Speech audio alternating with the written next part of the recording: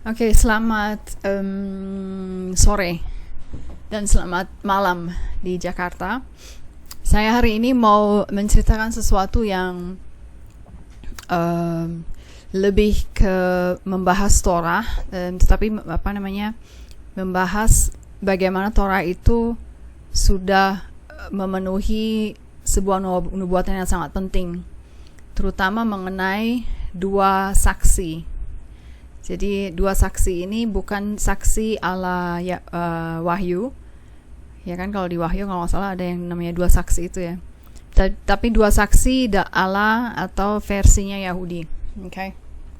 Jadi memang namanya dua saksi, tapi dua saksi ini berbicara tentang dua gunung yang menjadi saksi tentang berkat dan kutuk yang yang melanda Israel. Okay, dan kita akan melihat bagaimana pemenuhan nubuatannya dan di mana kita sekarang berada gitu. Pada akhir zaman itu kita berada di mana. Okay, saya langsung aja. Saya akan share screen-nya sekarang ini. Bisa lihat semua ya screen-nya ya. Kita akan membahas tentang satu bagian di dalam Torah, yaitu Deuteronomy dari Ulangan 27 ya, tentang dua gunung yang disebut dengan Gerizim dan Ebal. Ini ada di dalam Ulangan 27 dan Ulangan 28. Okay? Sebelum saya masuk ke dalam penjelasan, saya akan bacakan dulu. Oke. Perlu diketahui Ulangan 27 adalah kitab Ulangan adalah kitab yang dituliskan oleh Musa, yaitu ketika dia udah hampir meninggal. Jadi dia seperti mereview seluruh perjalanan mereka. Dari Mesir sampai tiba akhirnya di penghujung usianya Musa. Dan di Ulangan 27 mereka tiba di suatu tempat yang namanya dia ada di suatu lembah di antara dua gunung. Dua gunung ini namanya, yang satu nama gunungnya Ebal dan yang satu lagi namanya Gerizim. Mereka yang tadinya berasal dari Kristen dan sering baca Alkitab dan terutama Perjanjian Baru pasti mengerti tentang kedua gunung ini. Tapi kalau yang belum pernah, makanya saya akan bacakan sekarang semuanya ya, seluruhnya di Ulangan 27 dan 28, hampir semuanya lah. Okay? Alright, kita baca dari ayat 1. Lagi Musa dan para tua-tua Israel memerintahkan kepada bangsa itu, berpeganglah pada segenap perintah yang kusampaikan kepadamu pada hari ini. Dan pada hari kamu menyeberangi sungai Yordan ke negeri yang diberikan kepadamu oleh Tuhan, maka haruslah engkau menegakkan batu-batu besar dan mengapurnya. Ya. Jadi ini pada hari di mana mereka akan menyeberangi sungai Yordan ke negeri yang akan diberikan kepada mereka. Nanti itu dipimpin oleh Joshua. Mereka harus membangun sebuah menegakkan batu-batu besar. Batu-batu besar ini harus dituliskan, di atasnya harus dituliskan seluruh hukum Taurat.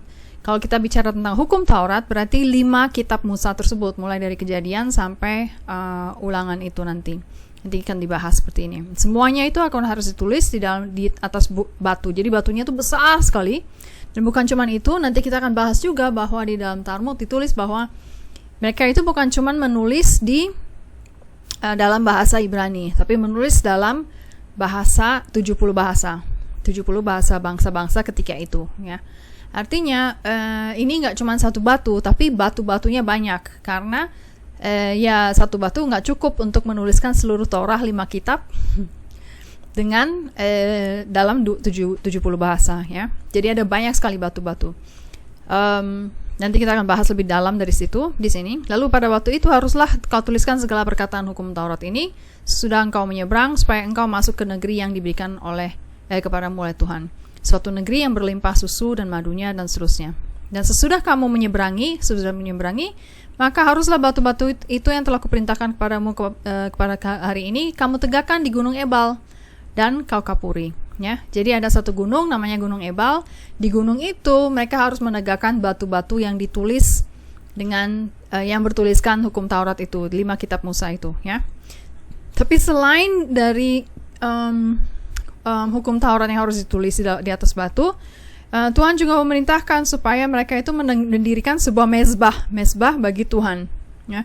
Sebuah mezbah dari batu yang tidak boleh kau olah dengan perkakas besi. Jadi semuanya harus terdiri dari batu, dan tempatnya itu sama, di tempat yang sama itu di Gunung Ebal. Nanti suatu saat kalau perbatasan Israel, corona ini udah menghilang, terus perbatasan Israel udah mulai dibuka, kapan-kapan harus datang untuk mengunjungi Israel.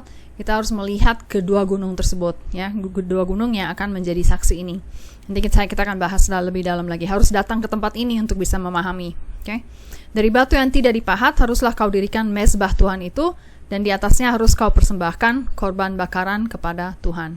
Ya, kamu juga harus mempersembahkan korban keselamatan dan seterusnya. Nah, jadi udah paham ya, secara garis besar udah nggak paham. Harus ada perintahnya, ada 2. Yang pertama adalah membangun batu-batu yang dituliskan, yang atasnya harus dituliskan seluruh hukum Taurat di dalam 70 bahasa bangsa-bangsa, ya, termasuk nanti bahasa Ibrani. Terus sesudah itu dia bilang, sesudah kamu menyeberangi sungai Yordan, kata Musa, maka mereka inilah yang harus berdiri di gunung Gerizim dan memberkati bangsa itu, yaitu, tadi kita berbicara tentang Gunung Ebal, ya. Gunung Ebal itu, Gunung Ebal itu berseberang-seberangan dengan satu gunung lain yang namanya Gunung Gerizim. Nanti kita akan melihat fotonya. Nah, pada Gunung Ebal, dia harus menuliskan membuat 2 hal itu, dua struktur itu kan, batu-batu tersebut dan mezbah. Tapi di Gerizim, Musa tidak mengatakan apa-apa, dia harus membangun apa, dia nggak dikasih tahu, ya kan. Tapi Musa menjelaskan bahwa harus ada 6 suku dari Israel yang berdiri di Gunung Gerizim itu, yaitu di seberangnya Ebal. Dengan kata lain, dari Gerizim mereka bisa melihat ke batu-batu tersebut dan bisa melihat ke mezbah tersebut, ya. Dari Gerizim ke-6 suku tersebut harus berdiri dan bisa melihat ke seberang, ke tempat mezbah itu berdiri dan batu-batu Torah itu berdiri, ya. Nah, maka mereka inilah yang harus berdiri di Gunung Gerizim. Siapa aja mereka 6 suku ini, yaitu Simeon, Lewi, Yehuda, Issakhar, Yusuf, Benyamin. Okay? Dan mereka inilah yang harus berdiri di Gunung Ebal, dan di Gunung Ebal ada 6 suku lagi. Jadi mereka tuh saling berhadapan-hadapan, berdiri di 2 gunung yang saling seberang-seberangan. Okay? Dan di Gunung Ebal yang berdiri di situ adalah Ruben, Gad, Asher, Zebulon, Dan, serta Naftali. Dan mereka itu saling berhadapan-hadapan di tengah-tengah gunung, di antara 2 gunung itu ada lembahnya, ya. Siapa yang nanti ada di lembah itu? Di dalam Torah ini tidak tertulis, tetapi ada di dalam Torah lisan, ya. Yang akan kita bahas nanti. Maka haruslah orang Lewi mulai berbicara dan mengatakan kepada seluruh Israel dengan suara nyaring, terkutuklah orang yang membuat patung pahatan atau patung tuangan, suatu kekejian bagi Tuhan, bagi tangan seorang tukang, dan yang mendirikannya dengan tersembunyi. Dan seluruh bangsa itu haruslah menjawab amin. Jadi kaum Lewi nanti harus mengatakan sesuatu dari tempatnya Gunung Gerizim tersebut, ya. Jadi Lewi itu ada 2, mereka terbagi 2. Ada yang Lewi yang di tengah-tengah. Nanti kita akan bahas lebih dalam gambarnya, dan ada lagi Lewi yang ada di salah satu gunung itu, yaitu di Gunung Ebal. Oke, terus menerus. Jadi Musa itu ngasih tahu bahwa ada kata-kata yang dari salah satu gunung ini harus disebutin. Terkutuklah kamu yang begini, terkutuklah mereka yang begini, terkutuklah mereka yang begini, ya. Saya nggak akan baca seluruh kutukan-kutukan ini. Kita lanjut ke 28. Nah, Jika engkau baik-baik mendengarkan suara Tuhan dan melakukan apa yang setia segala perintahnya yang kusampaikan kepadamu pada hari ini, maka Tuhan akan mengangkat engkau di atas segala bangsa di bumi. Segala berkat ini akan datang kepadamu dan menjadi bagianmu jika engkau mendengarkan suara Tuhan. Diberkatilah engkau di kota ini dan diberkatilah. Nah, ini masih dalam rangka pengucapan kutuk dan berkat ini masih dalam rangka mereka berdiri. Ada 6 suku berdiri di Gerizim dan ada 6 suku yang berdiri di Ebal, ya. Dan masing-masing itu yang satu harus mengucapkan berkat, yang satu harus mengucapkan kutuk terhadap gunung di seberangnya. Nanti kita akan bahas, kita akan lihat di gambarnya supaya lebih jelas, ya. Terus dikasih tahu bahwa ketika kamu diberkatilah engkau di kota yang kamu diberkatilah engkau di ladang, diberkatilah buah kandungmu, hasil bumimu, hasil ternakmu, lembu sapimu, dan seterusnya. Pokoknya segala macam berkat disebutkan oleh salah satu dari 6 suku tersebut yang ada di salah satu gunung tersebut. Nanti kita akan bahas, ya. Nah, kemudian sesudah itu ada lagi kutuk lagi yang harus disebut. Nah, baru nanti seberangnya lagi yang mengucapkan kutuk. Tetapi engkau ketika kita tidak mendengarkan suara Tuhan, maka kamu akan terkutuklah engkau di kota, terkutuklah engkau di ladang, terkutuklah banyak sekali kutuk-kutuknya. Ya, terus menurut sampai lembunya akan disembelih orang di depanmu dan seterusnya sampai ke bawah ini di pasal 28 ini nggak habis kutuknya. Segala pohon-pohonmu dan hasil bumimu akan diduduki oleh kawanan belalang, orang asing yang ada pada tengah-tengahmu akan menjadi semakin tinggi mengatasi engkau dan seterusnya, kan? Karena engkau tidak mau menjadi hamba kepada Tuhan dengan sukacita, makan gembira dan seterusnya. Pokoknya terus-menerus dikasih kutuk-kutuknya gitu, dijelaskan kutuk-kutuknya, oke? Oke, dah ya. Sampai sini udah selesai. Jadi mereka itu saling saut-sautan antara kutuk dan berkat. Oke, sekarang kita mau masuk ke dalam satu penjelasannya ini, ya. Jadi ada 2. Jadi bentuknya begini ya kira-kira. Yang satu itu Mount Gerizim, di tengah-tengahnya itu adalah lembah, dan lembahnya ini adalah kota yang namanya Shechem. Kalau pernah ingat, Shechem itu adalah kota yang sangat keras, sangat violent, penuh dengan kekerasan. Salah satu korban kekerasannya adalah Dina. Ingat nggak ketika Dina itu diperkosa oleh Pangeran Shechem? Nah, Shechem itu adalah kota itu di mana Dina diperkosa. Hari ini, zaman ini, Shechem itu masih disebut di dalam di dalam bahasa Ibrani. Jadi Shechem, kita sebutnya Shechem, tapi dalam bahasa Arab itu menjadi kota Arab itu disebut dengan Nablus. Tapi dan sampai sekarang Nablus itu adalah adalah kota yang penuh dengan kekerasan, penuh dengan pembunuhan, pencurian, perampokan, penculikan dan seterusnya. Pokoknya segala yang buruk itu terjadi di Nablus. Tapi ini daerah Arab, orang-orang Israel tidak boleh masuk ke dalam situ. Oke. Dilarang masuk. Nah, bentuknya seperti ini kurang lebih. Di sebelah sini ada Gunung Gerizim, yang di sini ada Gunung Ebal. Nah, di Gunung Ebal kita ingat bahwa di sinilah ada Torah di atas batu itu 70 bahasa dan mesbahnya. Waktu itu Musa memerintahkan seperti demikian. Kemudian di sini ada 6 suku di atas Gerizim dan ada 6 suku lagi di Mount Ebal. Oke, kita lihat di Gerizim suku-sukunya adalah Shimon, Lewi, Yehuda, Isakar, Yusuf, Benyamin. Dan di Ebal, ini kita naikkan dulu.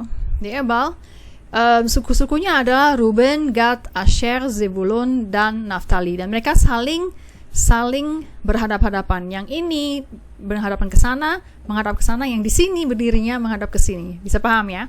Oke. Nah, sekarang di tengah-tengah siapa yang ada di tengah? Nah, di tengah orang-orang Kohanim berdasarkan Sotah 32a, ini ada di dalam Talmud. Kaum Kohanim itu dan sebagian juga orang Lewi. Lewi ini kan tadinya disuruh berdiri di sini nih, di Gerizim. Tapi sebagian dari Lewi itu dan juga kaum Kohanim berdiri di tengah dengan tabut perjanjian. Jadi ketika orang-orang suku di Gerizim itu harus mengucapkan kutuk atau berkat ke mereka atau kutuk ke mereka, maka si Kohanim dan ini harus menghadap ke sana, ya kan? Tapi ketika yang ini mengucapkan berkat ke sini, yang Kohanim ini menghadap ke sini. Jadi selalu selalu berganti-gantian bersaut-sautan. Jadi Kohanim ini tergantung siapa yang lagi ngomong, gue menghadap ke sana. Siapa yang lagi ngomong sekarang, gue menghadap ke sini gitu pokoknya ya. Jadi kurang lebih seperti itu. Nanti kita akan bahas kenapa seperti itu. Kita melihat sebentar ya, ketika si Gerizim pada saat itu 6 suku yang berdiri di Gunung Gerizim disuruh mengucapkan kata-kata ini. Terkutuklah orang yang membuat patung atau pahatan. Semua kutuk-kutuk diucapkan oleh 6 suku ini di atas Gunung Gerizim menghadap ke Ebal. Bisa paham ya? Dan kemudian habis itu kan ada berkat. Jadi 6 suku ini gantian mengucapkan berkat ke menghadap ke Gerizim. Ya, sementara Kohanim ini bolak-balik aja. Kalau Gerizim berbicara, maka Kohanim menghadap ke sana. Kalau Ebal berbicara, maka Kohanim menghadap ke sini. Oke. Jadi maksudnya apa? Maksud Tuhan apa sebenarnya?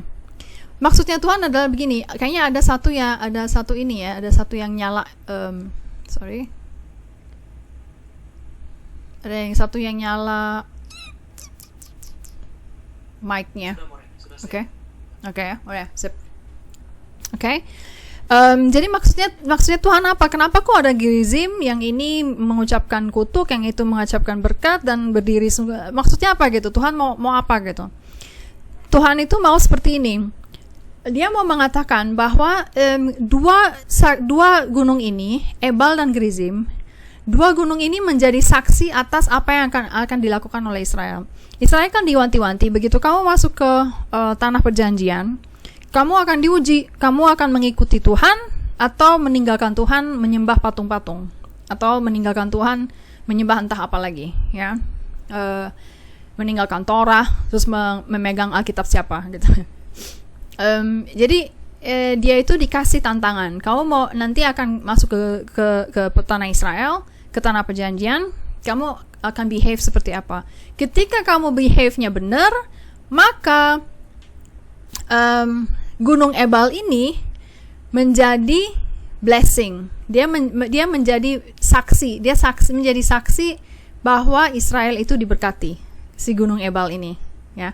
Tapi ketika nanti misalnya si Israel itu berdosa, yang menang ini si Gerizim yang menjadi saksi bahwa Israel itu dikutuk. Karena kan ketika dia meninggalkan Tuhan, maka kutuk itu akan ditimpa, dan yang menjadi saksi dari kutukan itu adalah si Gerizim. Ya. Nanti kita akan bahas maksudnya apa menjadi saksi. Oke? Sekali lagi saya ucapkan lagi ya. Gunung Ebal ini ketika Israel melakukan segala sesuatu yang benar, dia setia kepada Tuhan, setia kepada Torah, maka Gunung Ebal menjadi saksi ya atas semua berkat yang dialami oleh si Israel, ya, yang akan diterima oleh Israel, yang telah diterima dan akan diterima oleh Israel. Tapi ketika Israel itu kan berdosa dan dia meninggalkan Tuhan, dia meninggalkan Torah, dia meninggalkan Alkitabnya, maka Gerizim ini yang menjadi saksi atas semua kutuk yang diterima oleh Israel. Oke? Sekali lagi, saya kasih contoh, saya kasih gambar atau peta atau foto. Mount Gerizim dan Mount Ebal itu ada di saling berhadapan, di tengah ada lembah. Okay? Nah, yang terjadi adalah seperti ini. Jadi ini yang saya ceritakan. Ketika Israel taat, maka si Gerizim ini, dia menjadi saksi atas berkat yang terjadi pada Israel. Maksudnya gimana? Maksudnya Gerizim ini kan dia yang mengucapkan berkat kepada dia, ya kan? Semua 6 suku ini yang ada di sini, dia mengucapkan berkat kepada Gunung Ebal. Nah, ketika dia mengucapkan berkat ke sana, sesuatu akan terjadi di sini ketika si Israel itu taat. Dan ketika dia taat, sesuatu yang terjadi di sini disaksikan oleh si Mount Gerizim. Okay? Nah, ketika Israel berdosa, si Mount Ebal ini yang menjadi saksi atas kutuk yang terjadi pada Israel, karena ketika Israel berdosa, sesuatu akan terjadi di Mount Gerizim ini, Gunung Gerizim, sehingga dari Mount Ebal, dari Gunung Ebal, seseorang bisa melihat ke sana. Dia bisa melihat kutukannya, gitu. Apa yang gitu ya, ngerti ya maksudnya ya? Oke, ini agak-agak sulit menjelaskannya. Nah, apa yang terjadi? Nah, yang terjadi adalah sekarang ini adalah begini. Sekarang beberapa tahun yang lalu gitu ya, kita menemukan bahwa Mount Gerizim itu penuh dengan ada ruins of Samaritan Temple. Ada apa namanya? Temple itu apa ya? Bait sucinya orang Samaria. Ya, dia ada bait sucinya orang Samaria. Dan di Mount Ebal ini apa namanya? Struktur yang disuruh yang Musa suruh bangun tidak ada gitu. Padahal kan dulu kemarin waktu ada Musa di Gunung Ebal ini, ya kan, coba kita lihat di Gunung Ebal ini seharusnya ada batu-batu besar bertuliskan seluruh Torah dalam 70 bahasa dan mezbahnya Yeshua seharusnya, ya kan, di Mount Ebal ini. Tetapi selama 2000 tahun ini yang terjadi adalah ini kosong sama sekali. Di Mount Ebal ini kosong sama sekali, nggak ada mezbahnya, nggak ada Torah di dalam batunya, yang tertulis di batu. Tapi yang ada malah orang Samaria bangun temple di sini, bangun bait suci yang mereka di situ. Gitu.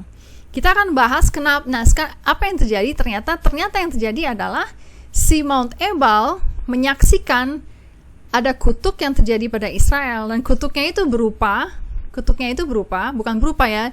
Dilambangkan oleh adanya Temple Samaritan, ada bait sucinya Samaria, dan orang-orang Samaria tinggal di sini.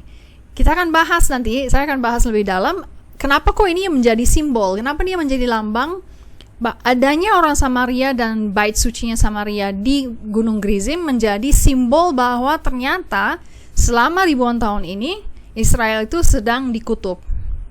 Ya. Tidak cukup bahwa di tempat ini gunung-gunung batu-batu Torah itu menghilang, tidak cukup. Mezbahnya juga menghilang, nggak ada lagi. Tapi si Mount Ebal, siapapun yang bisa tinggal di sini, dia bisa melihat bahwa ternyata ada bait suci asing di Gunung Gerizim dengan orang-orang Samaria yang orang-orang asing. Siapa mereka kita akan bahas nanti. Dan ini menjadi Mount Ebal sedang menyaksikan atau menjadi saksi bahwa kutuk sedang terjadi pada Israel ketika itu sampai 2000 tahun yang lalu, ya. Oke. Nah, di Mount Gerizim sekarang, di Gunung Gerizim sekarang yang berdiri yang kita bisa temukan adalah ada Samaritan Temple, ada Samaritan dan Samaritan Jews. Jadi orang-orang Samaria yang Yahudi maupun yang bukan Yahudi sampai kira-kira 2000 tahun yang lalu ada sekitar 1 juta orang, ya. Dan kaum Samaria menjadi saksi hidup bahwa Israel itu kena kutuk. Dia menjadi bukan saksi hidup, dia bukan cuma menjadi saksi hidup, tapi menjadi simbol bahwa ternyata Israel itu dikutuk. Kenapa? Nanti kita akan bahas tentang siapa orang Samaria ini. Sementara di Mount Ebal selama 2000 tahun ini ternyata Torah Torah yang ditulis di batu dalam 70 bahasa hancur dan hilang, kita nggak tahu kemana, atau mungkin ada tapi sedang diekskavasi, sedang digali tapi belum ditemukan secara utuh. Dan mezbah Yeshua selama 2000 tahun ini Yoshua menghilang, ya, 2000 tahun ini dia menghilang. Kayak mezbah itu kalau di dalam Yahudi bukan berupa satu meja kecil untuk nggak begitu, tapi dia besar, ya, mezbah itu besar gitu. Oke. Nah, itu sampai 2000 tahun yang lalu. Tapi sekarang ternyata di zaman kita ini di generasi ini ternyata mezbahnya Joshua ditemukan gitu loh. Sampai keluar buku tentang arkeologi. Saya mau kasih gambar mezbahnya, makasih videonya. Bentuknya kayak apa? Ini ada di Gunung Ebal.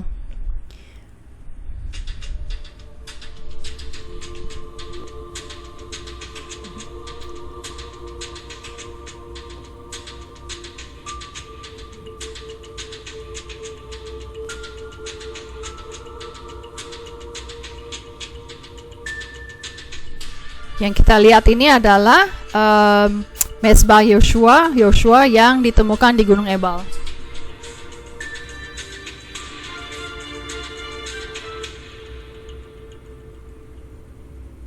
Oke, saya mau mainkan sekali lagi ya, sebentar ya.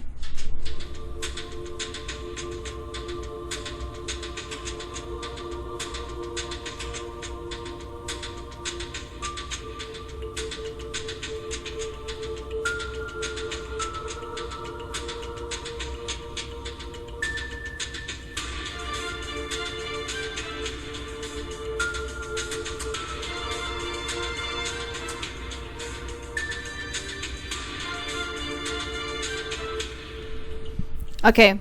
Nah, sekarang kita tahu bahwa zaman sekarang ini di generasi kita ini di Gunung Ebal ini sesuatu terjadi, yaitu mezbahnya Yosua ditemukan ya di Gunung Ebal.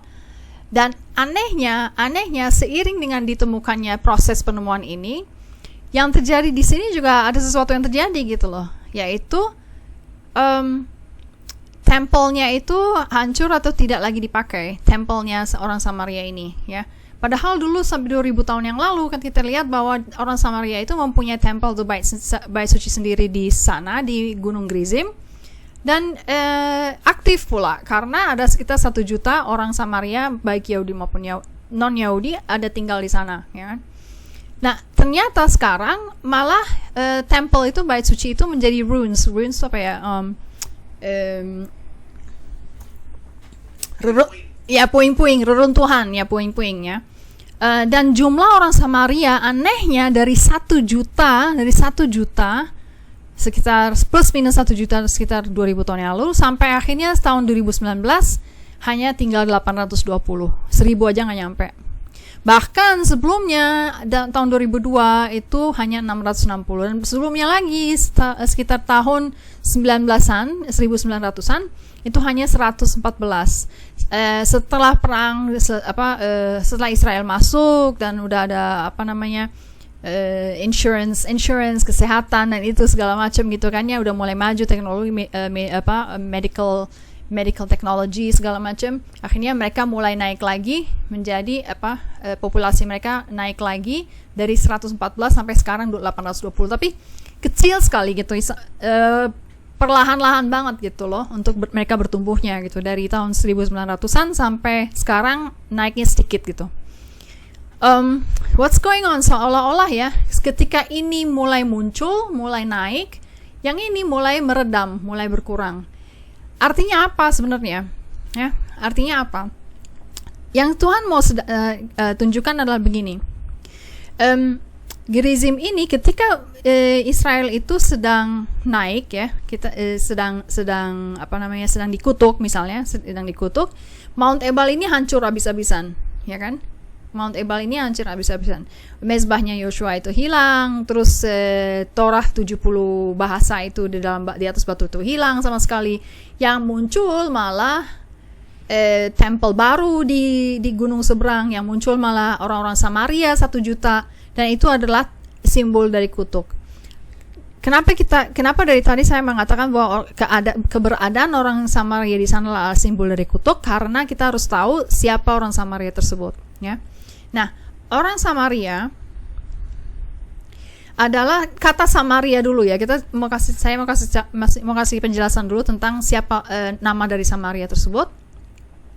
Nama dari Samaria adalah Samaria adalah nama lain dari kerajaan utara. Ingat nggak beberapa pelajaran yang lalu saya menjelaskan bahwa Israel itu terbelah menjadi sesudah Raja Daud meninggal dan Raja Salomo meninggal.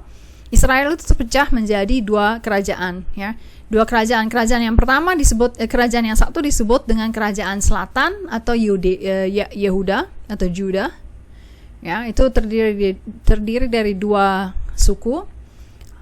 Terutama dengan main suku utamanya adalah Yehuda. Kemudian kerajaan utara terdiri dari 10 suku. Mereka disebut Israel. Tapi Israel itu juga adalah nama lain dari Samaria. Samaria itu dan Israel namanya itu interchangeable gitulah. Bisa diganti-ganti, bisa ditukar-tukar. Nah, pada pembuangan pertama adalah ketika Asyur masuk. Asyur itu masuk dan membuang orang-orang Samaria ini. Dia mengambil orang-orang Samaria atau orang-orang Israel ini, 10 suku diangkut keluar dari tanah ini dan dibuang, dibuang dan dicecer kemana-mana. Jadi buang kemana-mana gitu loh. Itu yang terjadi, dan itu terjadi di 2 Raja-Raja 6 ayat 8 ya. Oke, kita lihat di 2 Raja-Raja 6 ayat 8 dulu ya. Kita baca 2 Raja-Raja.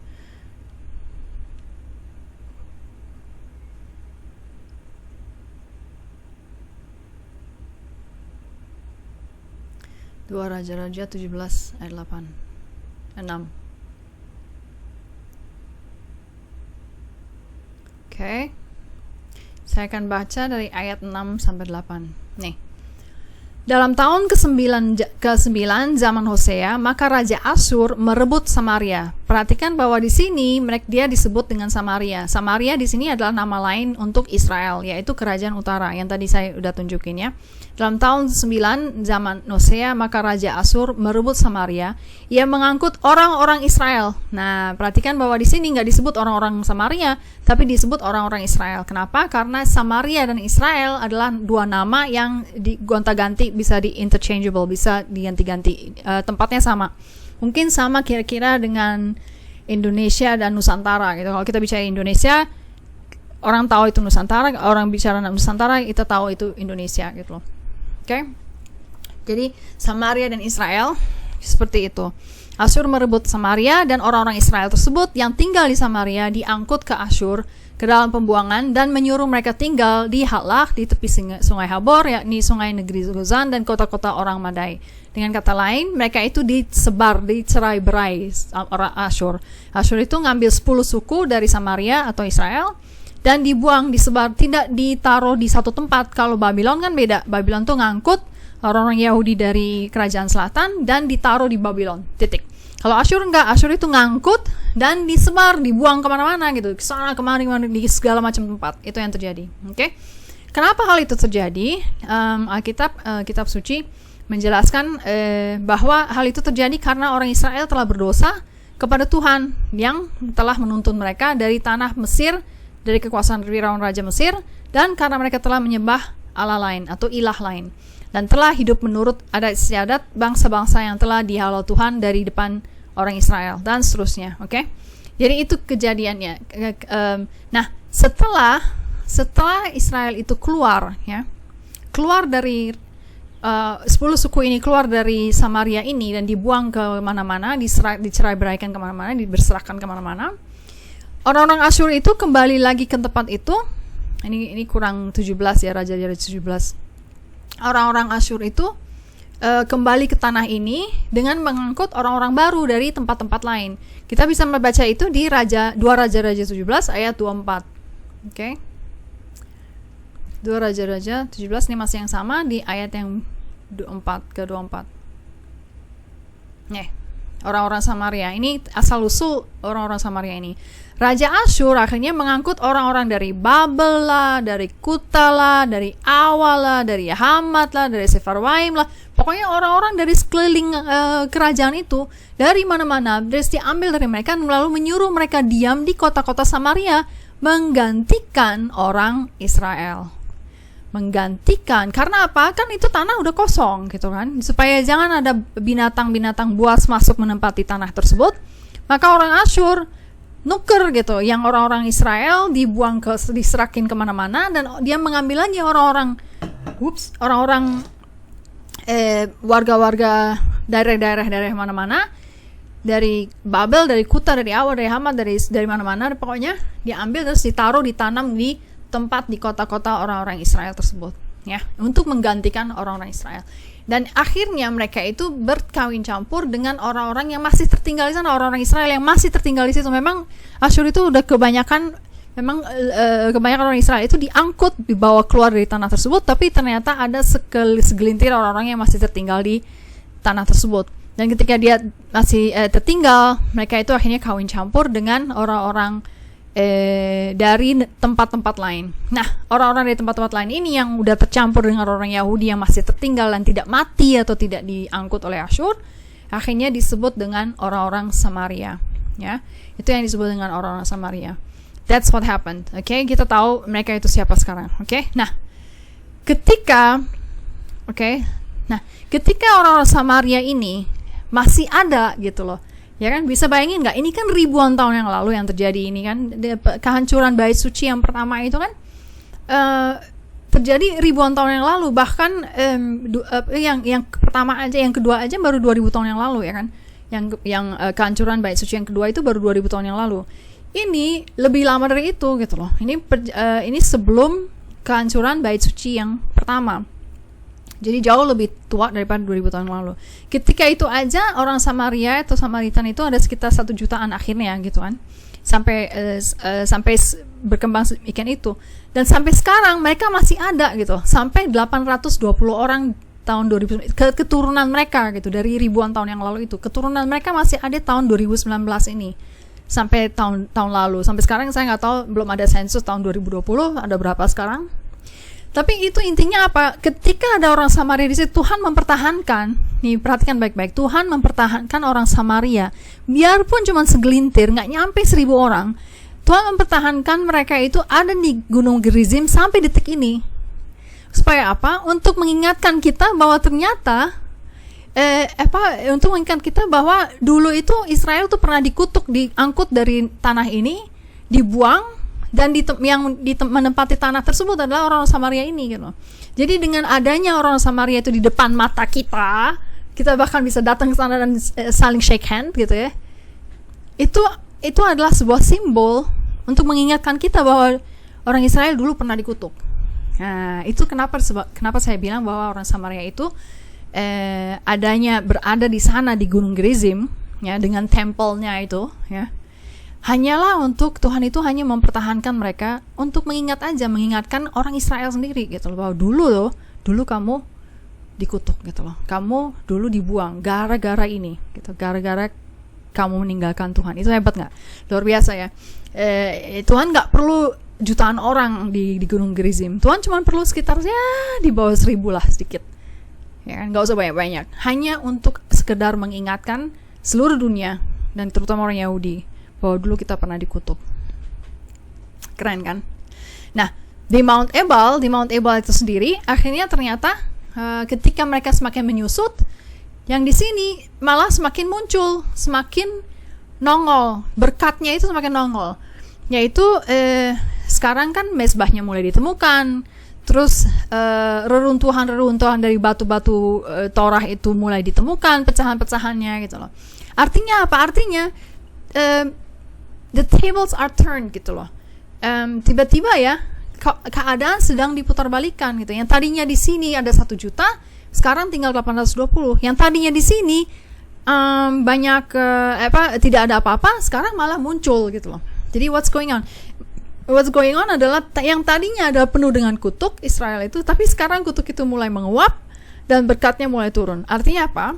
Artinya Israel itu sudah mulai diampuni. Artinya pengampunan itu udah datang. Artinya ketika memang dulu Israel itu dikutuk dan dihukum karena dosa mereka. Tapi kenyataan bahwa Mount Gerizim itu semakin sepi dan Mount Ebal ini semakin penuh, itu hanya menunjukkan bahwa dia udah mulai diampuni, dia udah mulai dikembalikan. Itulah tanda bahwa punishment is finished.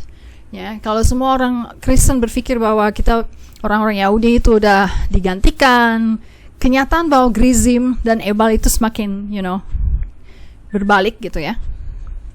Itu hanya menunjukkan bahwa punishment udah over. Kutuk is over. Berkatnya udah mulai ada, berkatnya ada. Itu sebabnya juga kenapa misalnya sekarang ini kita masih bertahan, orang-orang Yahudi di Israel tuh bertahan. Biarpun banyak sekali terorisme, banyak sekali roket-roket berterbangan di mana-mana gitu ya, COVID-19 lagi segala macam, tapi kita masih tetap bertahan, kita masih ada di sini gitu loh. Kenapa? Karena berkatnya udah ada. Jadi punishmentnya udah selesai. Jadi jangan berpikir bahwa ada bangsa yang bisa replace kita, bisa menggantikan kita. Ternyata enggak seperti itu. Tuhan tidak pernah menggantikan, dan bahkan sekarang malah di-establish lagi. Oke? Nah, sekarang ada beberapa pertanyaan yang muncul dari Bnei Noah, juga dari tempat-tempat lain tentang orang-orang Samaria ini. Mereka kan mengakui bahwa mereka kan mengklaim bahwa Torah mereka jauh lebih autentik daripada Torahnya orang Yahudi. Kita mau menjelaskan bahwa setelah mereka itu berada di sana, ya kan, setelah di 2 Raja-Raja 17 ayat 24, kan mereka ditempatkan oleh orang-orang Asyur ya. Mereka itu akhirnya mau menjadi Yahudi, tetapi ternyata tidak tulus, ya kan? Jadi ketika di zaman Ezra dan Nehemia, mereka kan kembali lagi kan, mereka kembali ke zamannya Ezra dan Nehemia, mereka kembali dari Babylon, kembali menempati tempat tanah itu, tanah perjanjian tersebut, ya kan? Memang 10 suku itu yang hilang, udah hilang aja gitu. Tapi ketika zaman Ezra dan Nehemia pulang dari Babylon, mereka menempati tanah itu lagi. Dan ketika mereka menempati, mereka menemukan ada orang Samaria yang menikah dengan saudara-saudara mereka yang orang Yahudi. Oke? Apa yang terjadi? Orang Samaria itu merasa terancam. Dia bilang, loh, kamu balik lagi ke sini, kamu mengambil tempat kita dong ya. Kamu mau mengambil tempat kita lagi dong ya. Padahal kita udah lama di sini gitu. Kamu balik lagi ke sini maksudnya apa gitu? Jadi mereka menganggap bahwa oke lah, untuk bisa bertahan di antara orang Yahudi ini, mereka mau konversi jadi Yahudi. Pada mulanya orang-orang Yahudi di situ, Ezra dan Nehemia menganggap bahwa konversi mereka itu adalah tulus dan mereka diterima. Lama-kelamaan mereka melihat bahwa ternyata tidak tulus, jadi ada maunya. Dan Ezra dan Nehemia lah orang-orang pertama, Nabi Ezra dan Nehemia adalah orang-orang pertama yang menolak mereka untuk bergabung dengan bangsa Israel, bangsa Yahudi, dan membangun bait suci yang kedua ketika itu. Ini semua bisa dibaca di Ezra dan di kitab Ezra dan Nehemia, di mana orang Samaria akhirnya bertentangan dan berantem dengan orang Yahudi karena orang Samaria menolak membangun bait suci di Yerusalem, dan Ezra dan Nehemia akhirnya berantem ya. Mereka pokoknya berantem melawan mereka ya. Baca sendiri aja di kitab Ezra dan Nehemia, kita tahu di situ ada banyak sekali perkelahian yang di antara orang Samaria dengan orang Yahudi. Kenapa orang Samaria itu begitu dengkinya kepada orang Yahudi? Karena mereka merasa, gue udah konversi jadi Yahudi, kok lo gak terima gue gitu. Padahal alasannya adalah karena ternyata mereka tidak tulus ya. Di dalam traktat Kutim, ini Kutim tulisannya, dan dalam traktat Avodah Zarah ditulis tentang hal ini. Ada catatannya ya.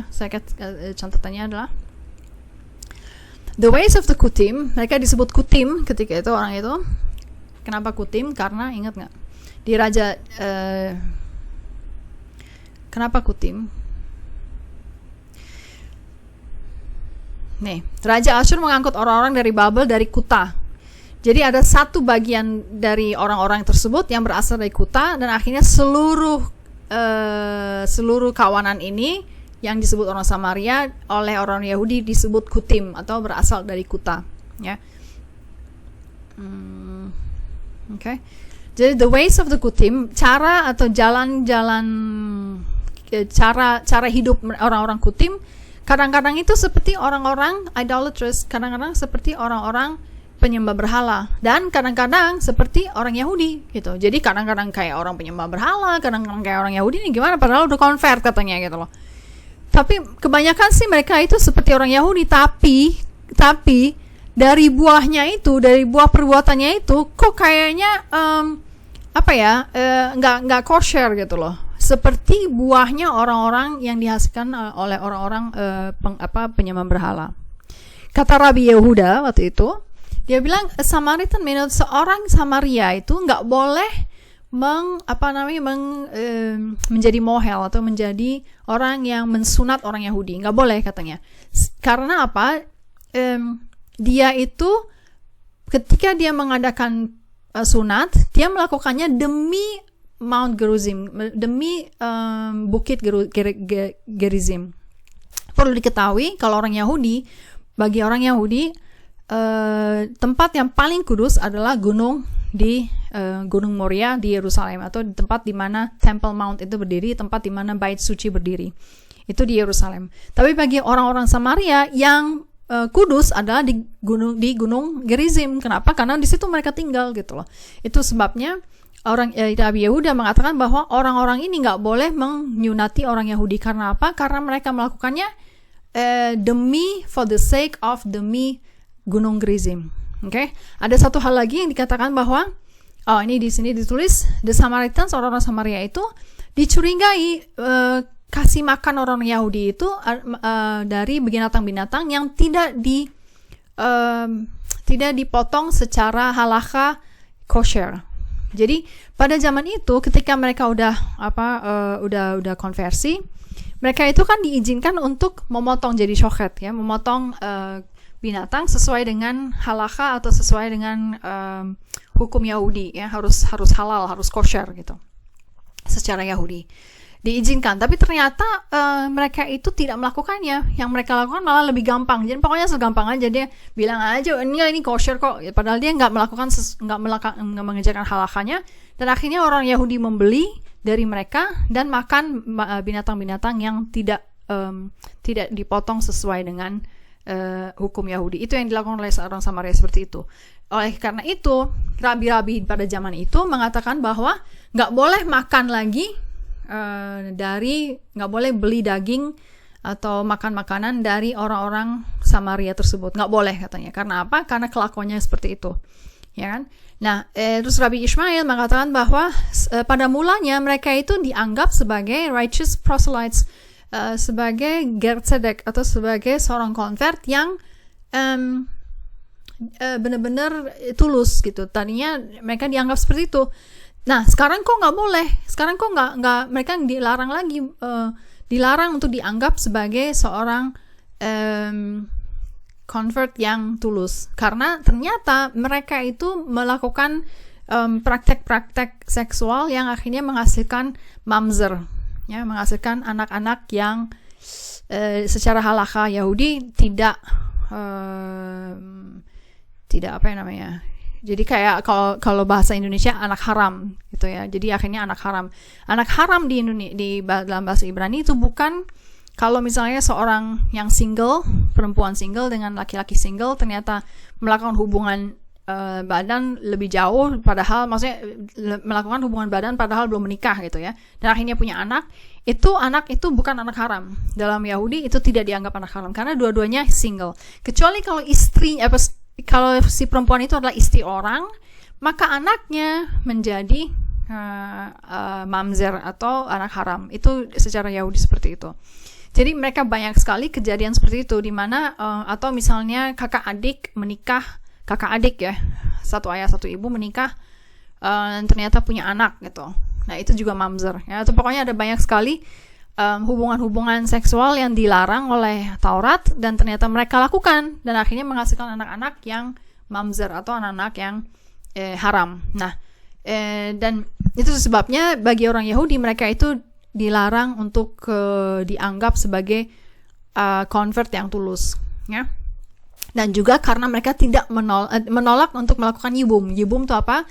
Ingat ketika saya pernah menceritakan tentang yibum, yaitu tentang misalnya kayak Ruth ya. Ruth itu menikah dengan Mahlon misalnya, habis itu Mahlonnya meninggal dan dia harus mencari seorang yang sanak saudaranya Mahlon, nggak boleh menikah dengan orang. Jadi orang yang sanak saudaranya paling dekat yang punya hak untuk menikahi dia. Itu namanya yibum. Pokoknya nanti baca di Rahasia Tanah 10 kalau nggak salah. Oke. Jadi mereka tidak melakukan hal itu. Terus ditanya kapan mereka boleh dianggap atau diterima sebagai orang Yahudi oleh orang-orang Yahudi. When are they to be accepted? Kapan mereka akan diterima oleh orang-orang Yahudi? Yaitu ketika ketika mereka menolak Gunung Gerizim sebagai gunung suci mereka dan menerima Yerusalem dan menerima kenyataan bahwa sesudah kematian ada kehidupan, ya, ada life after death. Oke. Jadi itu banyak sekali perbedaan-perbedaan yang mereka itu menganggap dirinya Yahudi tapi ternyata tidak sesuai dengan halakha atau kepercayaan orang Yahudi. Banyak sekali yang sangat bertentangan. Itu juga sebabnya kenapa orang Yahudi tidak menerima Torah yang mereka sebut dengan Samaritan Pentateuch. Kita tidak terima karena apa? Karena kalau semua tulisan-tulisan mereka yang menyangkut dengan Yerusalem itu diganti menjadi Gerizim. Semua yang berhubungan dengan misalnya mezbah di bait suci itu diubah menjadi bait suci di Gerizim dan seterusnya. Pokoknya segala yang ada hubungannya dengan apa yang tidak mereka terima di Torah kita, Torahnya Yahudi, mereka ganti gitu. Dan sementara itu mereka sampai sekarang klaim bahwa mereka lah yang paling original karena lebih tua berada di tanah Samaria itu. Memang dia lebih tua dalam arti kan ketika itu orang Israel menghilang. Tetapi konsep-konsep apa yang mereka percayai sama sekali bertolak belakang dengan konsep-konsep yang dipercayai oleh Musa, yang diajarkan oleh Musa, yang diajarkan oleh bapak-bapak the patriarchs ya, oke?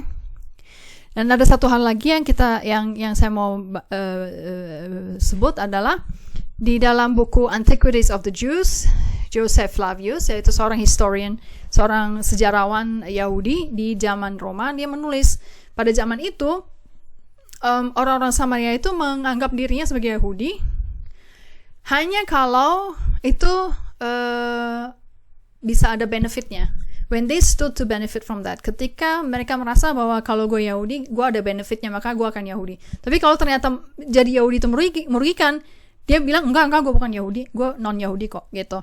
Jadi Josephus mencatat hal itu, mencatat bahwa ternyata orang-orang Samaria itu seperti itu. Kalau ada keuntungannya, maka dia tiba-tiba jadi Yahudi. Kalau ternyata nggak ada keuntungannya, tiba-tiba, enggak, bukan gue Yahudi, gitu. Dia kelakuannya seperti itu, pelin-pelan kesana kemari, gitu. Jadi dia bukan convert yang tulus. Oke, itu sebabnya. Sekarang kita tahu hubungan kekuatan nubuat tentang Gerizim dan Gunung Ebal itu, ya kan? Yang paling menarik adalah Tuhan itu mempertahankan orang Samaria yang cuma berapa ratus orang itu hanya untuk mengingatkan bahwa dulu orang Yahudi itu pernah dikutuk, ya kan? Tapi sekarang ketika blessingnya semakin bertambah dan punishment itu selesai bagi orang Israel, segala sesuatu yang di Mount Ebal mulai muncul dan segala sesuatu yang di Mount Gerizim semakin menyusut. Oke, itu kerennya. Oke, pelajaran sampai saat ini sampai sini dulu.